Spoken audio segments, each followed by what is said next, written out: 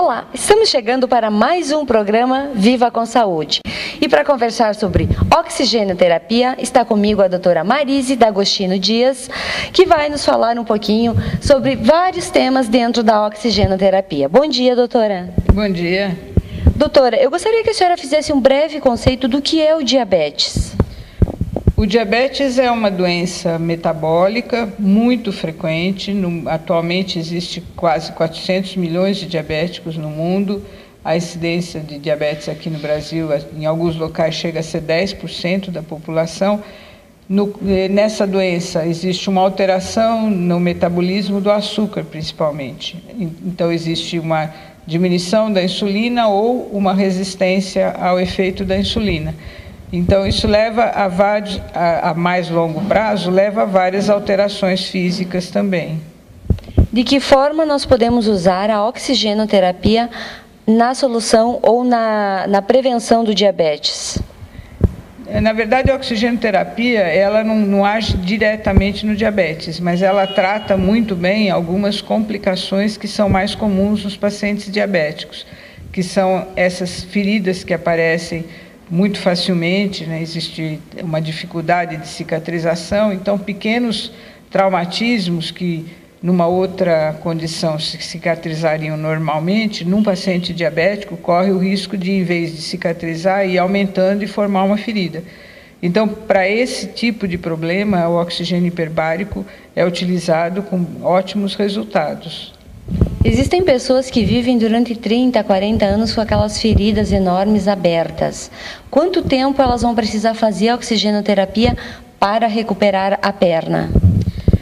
Tanto nos pacientes diabéticos como nas outras feridas, que, como você está dizendo, que às vezes são na parte mais alta da perna e que duram 30, 40 anos, nas duas situações o oxigênio hiperbárico funciona bastante bem. Normalmente,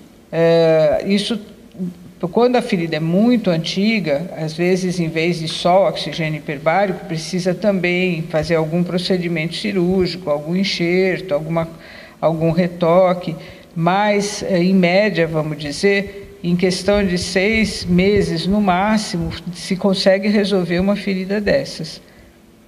Existem muitas empresas que trabalham com caldeiras e acontecem muitos acidentes dos próprios funcionários se queimarem. Como a oxigenoterapia age em casos de queimadura? As queimaduras, tanto as mais superficiais quanto as profundas, também são bastante tratáveis com oxigênio hiperbárico. O oxigênio hiperbárico ele não é aplicado na queimadura, ele é um sistema pelo qual se respira o oxigênio sob uma pressão elevada. Então ele vai pelo sangue, por dentro do corpo, chegando nos locais que estão alterados. E esses locais, com esse aumento da oxigenação, então eles cicatrizam, eles não infeccionam e acaba ficando com um aspecto estético muito melhor. Nos casos de osteomielite. As osteomielites são infecções que ocorrem nos ossos ou depois de alguma fratura, às vezes depois de uma cirurgia. São infecções, às vezes, muito rebeldes, que ficam anos de evolução, e a oxigenoterapia hiperbárica para esse tipo de situação também se aplica bastante, com bons resultados. E as necroses por radiação? As necroses por radiação são doenças provocadas, não é exatamente doença, mas é um efeito colateral desfavorável da radioterapia. Então, pacientes que, por terem câncer, são submetidos à radioterapia, podem apresentar tardiamente efeitos decorrentes disso. E essas lesões de radioterapia, que podem ser na pele, podem ser nas mucosas, podem ser internas ou externas, elas decorrem da falta de irrigação, da falta de circulação que acontece por causa mesmo da radioterapia. O tecido, nessa situação, ele fica muito frágil, muito suscetível a ter uma ferida que não cicatriza, e a oxigenoterapia hiperbárica, nesses casos, ela age restaurando essa circulação que foi perdida pela radioterapia. e funciona bastante bem também no tratamento dessas alterações consequentes disso. E as contaminações acidentais com radioterapia são muito mais decorrentes de acidentes mesmo, como usinas nucleares, esse tipo de acidente. E na radioterapia utilizada para tratamento médico, isso geralmente não ocorre. O que acontece, quer dizer, a lesão que ocorre é do paciente que foi irradiado, porque é quase impossível, através da radioterapia, você atingir apenas aquele local onde está o tumor. Então, os locais próximos acabam ficando irradiados e, com isso, pode acontecer esse tipo de alteração mais tardia. As intoxicações pelo monóxido de carbono e cianeto? O monóxido de carbono, ele é um gás muito tóxico que é encontrado em situações onde existe incêndios, por exemplo. Aquele gás que se desprende do incêndio, ele contém monóxido de carbono, e também nos aquecedores. Alguns aquecedores a gás, caso exista acidentalmente ao apagamento da chama, aquele gás que se desprende pode conter monóxido de carbono.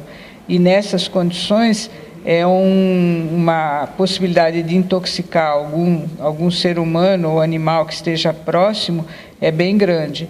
E o tratamento com oxigênio hiperbárico é praticamente o único tratamento que se tem disponível para conseguir recuperar esse paciente, desde que seja iniciado muito rápido, porque se ficar aguardando muito, o paciente pode ter muitas sequelas.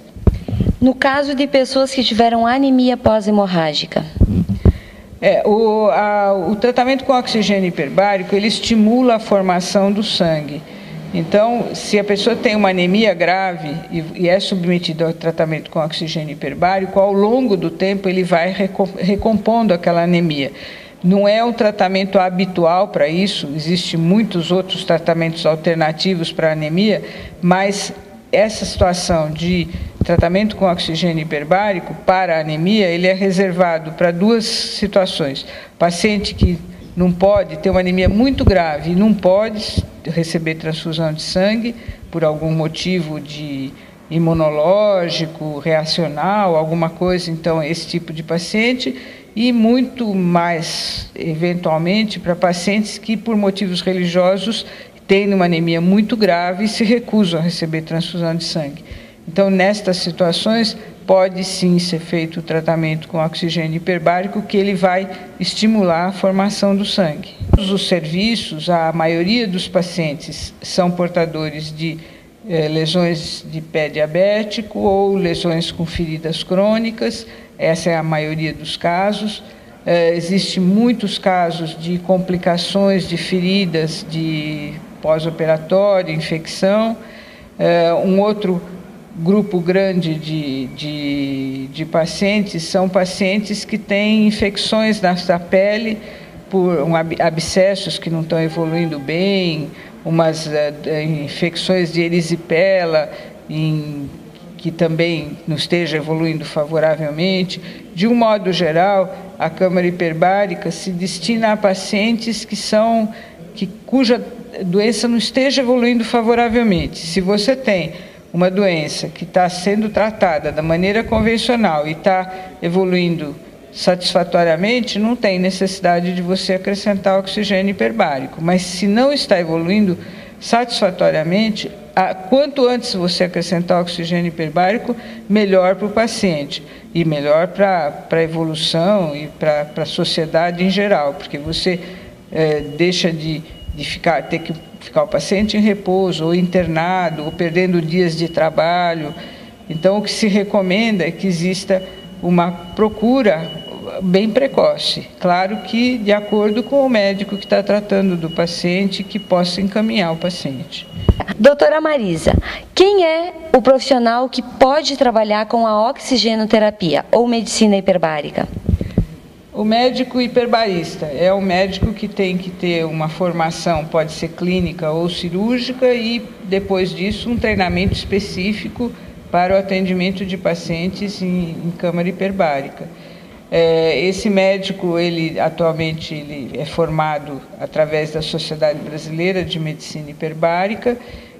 Como funciona o auxílio do médico durante o tratamento, que a pessoa está dentro da câmara ali sentada, fica um médico dentro, fica um enfermeiro, como é que funciona essa parte?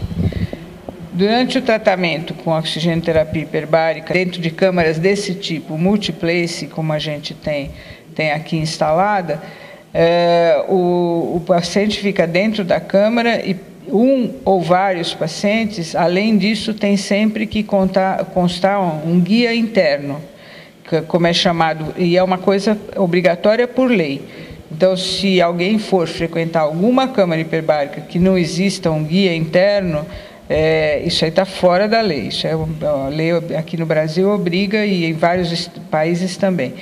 Esse guia interno geralmente um profissional da área de enfermagem, pode ser enfermeiro ou técnico de enfermagem e, eventualmente, o médico. O guia permanece durante toda a sessão e, obrigatoriamente, fora da câmara, mesmo que tenha um médico dentro, tem que existir um médico fora da câmara sempre. Então, no caso que o guia interno, por acaso, esteja sendo um médico naquela determinada sessão, existe um outro médico do lado de fora. É sempre obrigatória a presença do médico fora da câmara. As orientações são passadas para o paciente antes do início da sessão.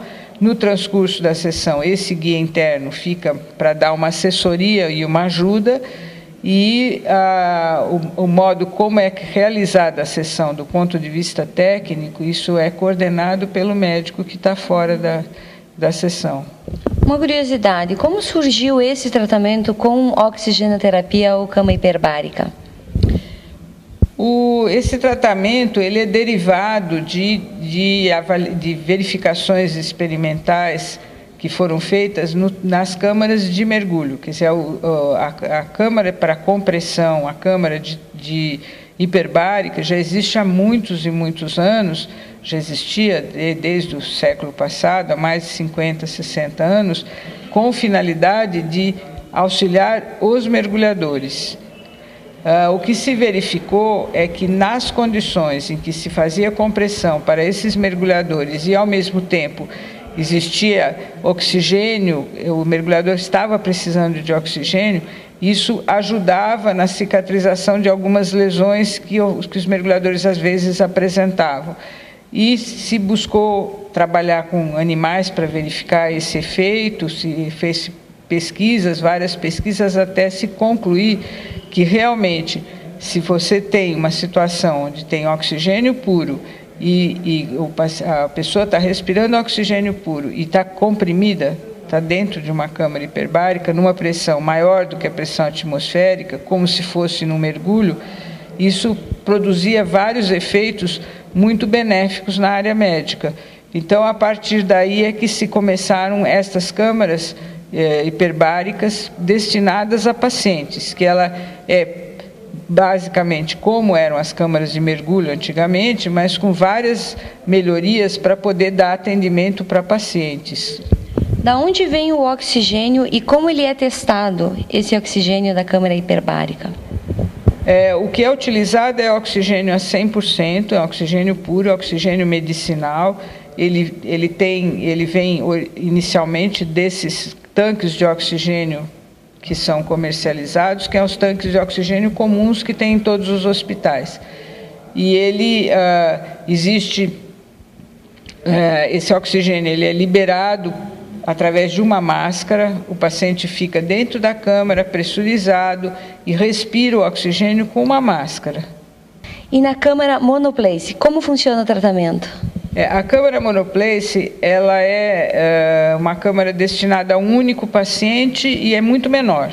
Então, por isso, ela, em vez de ter esse sistema que pressuriza a câmara e respira com a máscara para respirar o oxigênio, no caso, na monoplace, a própria câmara já é diretamente pressurizada com oxigênio. Então, o paciente respira livremente, sem precisar de máscara nem nada. Mas o efeito é igual. O tratamento é o mesmo, tanto numa câmara como em outra. O que precisa existir é oxigênio puro e pressão elevada. Então, isso é igual nas duas câmaras. Como a senhora despertou para essa área da medicina? Não só eu, como vários colegas, tivemos o mesmo início. Eu trabalho com medicina intensiva, sou uma médica intensivista e trabalhei com trauma há muitos anos. Então, no Hospital das Clínicas, em 1992, foi quando se montou a primeira câmara hiperbárica e se começou a trabalhar com os pacientes de trauma. Então, com isso, foi que a gente foi se interessando e estamos nessa área até hoje. Muito bem, estamos apresentando o nosso programa Viva com Saúde.